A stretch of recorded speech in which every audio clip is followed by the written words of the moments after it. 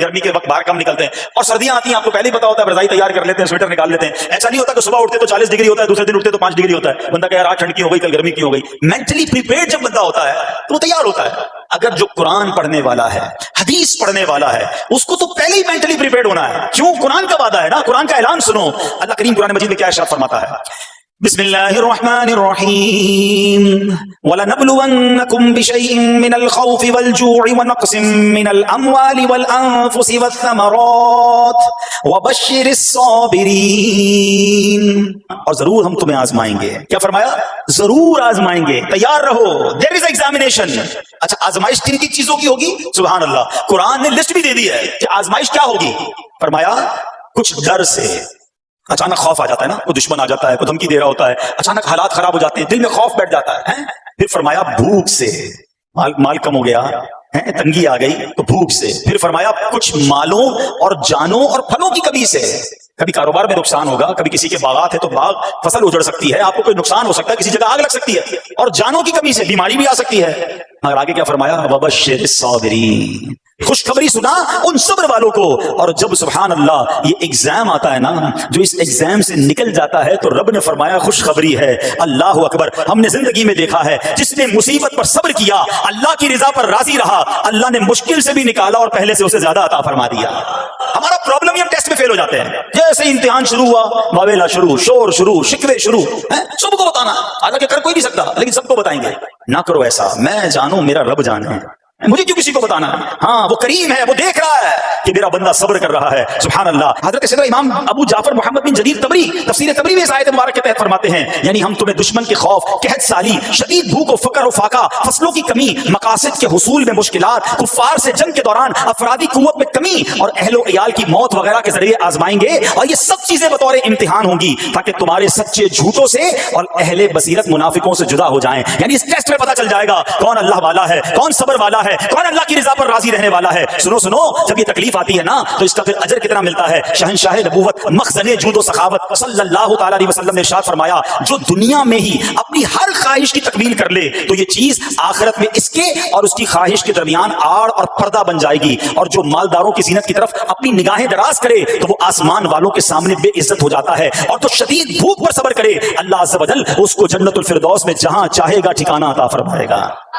ہاں ہر چیز پوری ہو جائے، جو چاہیے وہ مل جائے، یہ نہیں ہونا چاہیے. کچھ نہ کچھ آزمائشیں آئیں گی اور اگر سب ادھر مل گیا تو ادھر پھر کیا ملے گا؟ ہم اللہ سے یہ دعا کرتے ہیں کہ ادھر بھی عطا فرمائے، ادھر بھی محروم نہ کرے. ہاں ہمیں ڈرتے بھی رہنا چاہیے کہ یار میں جو مانگتا ہوں ادھر مل جاتا ہے، کہیں وہاں محروم نہ رہ جاؤں. تو آزمائش آئے تو صبر کرنا چاہیے، اللہ کی رضا کے طور پہ زندگی گزارنی چاہیے. ایک بار نبی پاک علیہ السلام انصار کے پاس تشریف لے گئے تو فرمایا کیا تم مومن ہو؟ بڑا کمال کا سوال جواب ہے، ذرا غور کیجیے گا.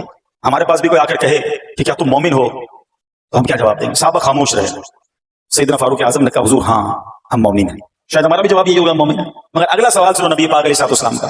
فرمایا کہ اگر تم مومن ہو تو تمہارے ایمان کی علامت کیا ہے؟ ہاں اب ہم سے کوئی سوال کرے تو ہم جواب کیسے دیں گے؟ بھائی تم کہہ رہے ہو مومن ہیں، واٹ از دا سمٹمس؟ کوئی نشانی، کوئی علامت تو بتاؤ نا. اب یہ سوال کرنے والے کون ہیں؟ پیارے آقا صلی اللہ تعالی علیہ وسلم. صحابہ سامنے بیٹھے ہیں. ارشاد فرمایا مومن ہو تو علامت کیا ہے؟ کیا شاندار جواب دیا کہ صحابہ کرام نے کہ ہم جب فراخی کی حالت ہوتی ہے نا، آسانی ہوتی ہے تو ہم شکر ادا کرتے ہیں. جب آزمائش آتا ہے، کوئی پرابلم آتی ہے، ہم صبر کرتے ہیں اور اللہ کے فیصلے پر راضی رہتے ہیں. نبی اکرم علیہ السلام نے جواب میں کیا فرمایا؟ رب کعبہ کی قسم تم مومن ہو. تو پتہ یہ چلا کہ مومن ہونے کی نشانی یہ ہے کہ جب اچھے دن آئیں تو شکر کرے اور مشکل کے دن آئیں تو اللہ کی رضا پر، اللہ کے فیصلوں پر راضی رہے، صبر کرے. اب آؤ سوال کرتے ہیں. اچھے دن آتے تو ہم کیا کرتے ہیں؟ ارے بھائی میں تو انتظار میں تھا، تھوڑے پیسے آئے تو فلاں عیاشی کروں، فلاں گناہ کروں. تھوڑے پیسے تھے تو وہ کام ہی نہیں کر پا رہا تھا، اب تو موقع لگا ہے، اب تو دن آئے ہیں. معاذ اللہ، جس کو اللہ نعمتیں دیتا ہے، فراخی دیتا ہے، تو وہ اللہ کی نافرمانی میں لگ جاتا ہے. اور جب اس کو کوئی آزمائش بھیجتا ہے تو وہ ناشکری کہہ کر، بلکہ بعض اوقات تو کفریہ کلمات منہ سے نکال کر ایمان سے بھی ہاتھ دھو بیٹھتا ہے. ایسا نہیں ہونا چاہیے. عقل مند وہ ہے، یاد رکھنا کہ رب جتنی عطائیں بڑھائے ہم اتنے سجدے بڑھائیں، ہم اتنے صدقے بڑھائیں. دیکھو نا دنیا میں کیا ہوتا ہے، آپ کو کوئی تحفہ دے، آپ کیا کہتے ہیں؟ شکریہ، جزاک اللہ. دوبارہ تحفہ دے، آپ کہتے ہیں بہت مہربانی. تیسری بار دے، بندہ کہ یار یہ تو مجھ پر کتنا مہربان ہے. اتنی مہربانیاں، ناراض نہیں ہونا چاہیے. جو تمہیں دنیا میں 2-4 تحفے دے دے تم اسے ناراض نہیں کرنا چاہتے. جب سے میں پیدا ہوا، جب سے وہ نواز رہا ہے، وہ ناراض نہ ہو جائے اس کا کوئی خیال نہیں. وہ دیے جا رہا ہے. ہم تو دیکھتے ہیں نا, بندہ غریب ہوتا ہے, تھوڑے گناہ, جیسے جیسے امیر ہوتا گیا اس کے پر پرزے نکلنا شروع ہو جاتے ہیں, مسجد سے دور, نمازوں سے دور, معاذ اللہ حرام کاموں میں پڑ جاتا ہے. ارے اللہ کے بندے, تجھے رب نواز رہا ہے, تیرے تو سجدے بڑھنے چاہیے تھے, لیکن ہوتا کیا ہے, وہ عطائیں بڑھاتا ہے, لوگ خطائیں بڑھاتے ہیں. نہ کرو ایسا.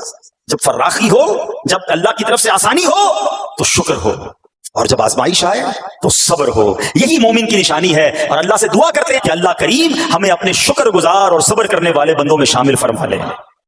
اور یقین کریں, صبر کا جو پھل ہے نا, وہ کہتے ہیں صبر کا پھل میٹھا, اوہ بالکل ٹھیک ہے, بلکہ بہت میٹھا ہے. سنو, اللہ عز و جل فرماتا ہے کہ جب میں کسی بندے کو بیماری میں مبتلا کروں, ہو سکتا ہے یہاں بھی میرا کوئی بھائی بیمار بیٹھا ہو, مدنی چینل کے ناظرین میں سے کوئی بیمار بیٹھا ہو, دیکھو بیماری آئے نا, شکوہ مت کرنا, صبر کرنا. فضیلت سنو, حدیث قدسی ہے, اللہ فرماتا ہے جب میں اپنے کسی بندے کو بیماری میں مبتلا کروں اور وہ اس پر صبر کرے, کسی سے شکایت نہ کرے, تو میں اس کے گوشت کو اچھے گوشت سے اور اس کے خون کو اچھے خون سے بدل دیتا ہوں. پھر اگر اسے شفا دیتا ہوں تو ایسی شفا دیتا ہوں کہ اس کے نامہ اعمال میں کوئی گناہ نہیں رہتا. اور اگر میں اسے دنیا سے اٹھا لوں تو اسے اپنی رحمت کاملہ کے سائے میں لے جاتا ہوں. ارے کمال ہو گیا, بیماری آئی, بیماری جب جاتی ہے تو گناہوں سے بھی پاک کر کے جاتی ہے. صرف ایک ہی تو کنڈیشن ہے, صبر کرنا. بیماری آئی, صبر کرنا. ہاں, کسی سے بات نہ کریں, شکوہ نہ کریں, اللہ کی بارگاہ میں عرض کریں, مولا تیری مہربانی, ہاتھ میں درد ہے, باقی جسم تو سلامت ہے. اے اللہ آنکھ میں درد ہے, باقی جسم تو سلامت ہے. اے اللہ گردوں میں پرابلم ہے, میرا باقی جسم تو سلامت ہے. یہ بھی تیری مہربانی ہے. اللہ کرے کہ ہم شکر گزار بندے بن جائیں, کیونکہ یہ بیماری تو ہمارے گناہ معاف کروانے آئی تھی, مگر افسوس یہ ہے کہ جو گناہ معاف کروانے والا کام ہمارے ساتھ ہوا اس میں بھی ہم نے اللہ کو ناراض کر دیا اور شکوے شکایات کی. سنو سنو, اس نے اخلاق کے پیکر, نبیوں کے تاجور صلی اللہ تعالی علیہ وسلم نے ارشاد فرمایا, ابھی تو صرف بیماری کی بات ہوئی نا, اب آؤ اگر کسی کو کاروبار میں نقصان ہو گیا, کسی کے پیسے کم ہو گئے, کسی کی جان و مال کا کوئی نقصان ہوا, کوئی آگ وغیرہ لگ گئی. سنو, اللہ کے حبیب علیہ الصلوۃ والسلام فرماتے ہیں کہ اللہ ارشاد فرماتا ہے, پھر حدیث قدسی ہے کہ جب میں اپنے کسی بندے کے بدن یا اس کے مال یا اس کی اولاد کی طرف کوئی سختی بھیجوں, پھر وہ صبر جمیل کے ساتھ اس کا استقبال کرے, تو قیامت کے دن مجھے اس سے حیا آئے گی کہ میں اس کے لیے میزان قائم کروں یا اس کا نامہ اعمال کھولوں. ہائے ہائے ہائے, سمجھتے ہو اس کا مطلب؟